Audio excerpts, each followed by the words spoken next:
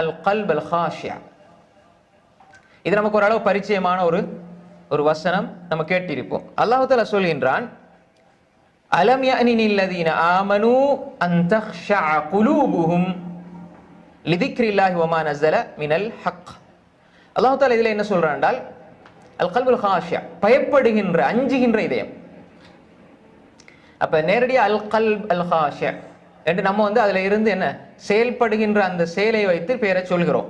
அப்ப எப்படி அல்லாஹ் சொல்கின்றான், அலம் யஅனில் லதீன ஆமனூ, ஈமான் கொண்டவர்களுக்கு இன்னும் நேரம் வரவில்லையா, அன் தக்ஷஅ குலூபுஹும் லிதிக்ரில்லாஹ், அல்லாஹ்வுடைய வேத வசனத்துக்கு அஞ்சுகின்ற நேரம் வரவில்லையா, வமா நஸல மினல் ஹக், அல்லாஹ் இறக்கி வைத்த இந்த சத்தியத்துக்கு, அதே போன்று அல்லாஹ்வுடைய வசனங்களுக்கு அஞ்சு அதை செயல்படுத்துகின்ற உணர்கின்ற நேரம் வரவில்லையா என்று அல்லாஹ் கேட்கிறான்.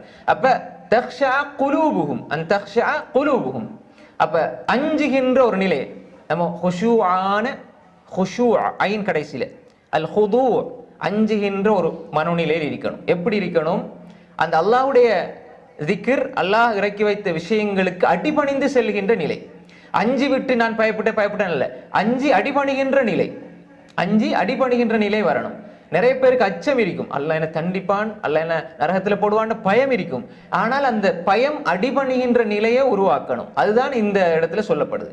நான் பயப்படுறேங்கிறது அல்ல விஷயம். அல்லாஹ்க்கு பயமா, எல்லாம் அல்லாஹ்க்கு பயம், அப்படி அல்ல. அல்லாஹ்க்கு பயம் என்று சொன்னால், அல்லாஹ் அன்பாளன் இரக்கமுடையவன். நம்ம நன்மை செஞ்சா அதை அல்லாஹ் பன்மடங்காக்கி தாரான், 10 மடங்காக தாரான். அதே மாதிரி தர்மம் செய்கிற பொழுது பன்மடங்கா கூலி தாரான். அப்ப அல்லாஹ் தண்டிக்கிற விஷயத்துல அல்லாஹ் கடின போக்க கையாளுறது இல்லை, மன்னிக்கிற விஷயத்துல தாராளத்தன்மையோடு அல்லாஹ் நடந்து கொள்கிறான். அப்ப நம்ம என்ன செய்யணும் என்றால், அல்லாஹ் தண்டிக்கிறான் என்று சொன்னால் அல்லாஹ்வுடைய இரக்கம் என்ன முந்தி விட்டது, கருணை முந்தி விட்டது. ஆனா அப்படி இருந்த ரஹ்மான என்னால புரிந்து கொள்ள முடியவில்லை என்றால் நம்முடைய உள்ளம் எப்படிப்பட்ட உள்ளமாயிருக்கும்.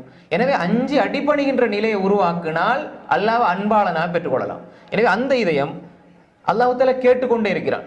அதாவது அல்லாஹ்வுடைய கலாம சிலவங்க ஓதிக்கிட்டே இருப்பாங்க, கேட்டுக்கிட்டே இருப்பாங்க, அதை பத்தி படிச்சுக்கிட்டே இருப்பாங்க. ஆனா அந்த அஞ்சு அடிபணிகின்ற நிலை எல்லாருக்கும் வராது. அந்த நிலை அல்லாஹ் கேட்கிறான், அலம் யஅனில் லதீன ஆமனூ அன் தக்ஷஅ குலூபுஹும் லிதிக்ரில்லாஹ் என்று அல்லாஹ் தஆலா கேட்கிறான். இது 3வது இதயம். சூரா அல் ஹதீத் 16வது வசனத்துல நீங்க பார்க்கலாம்.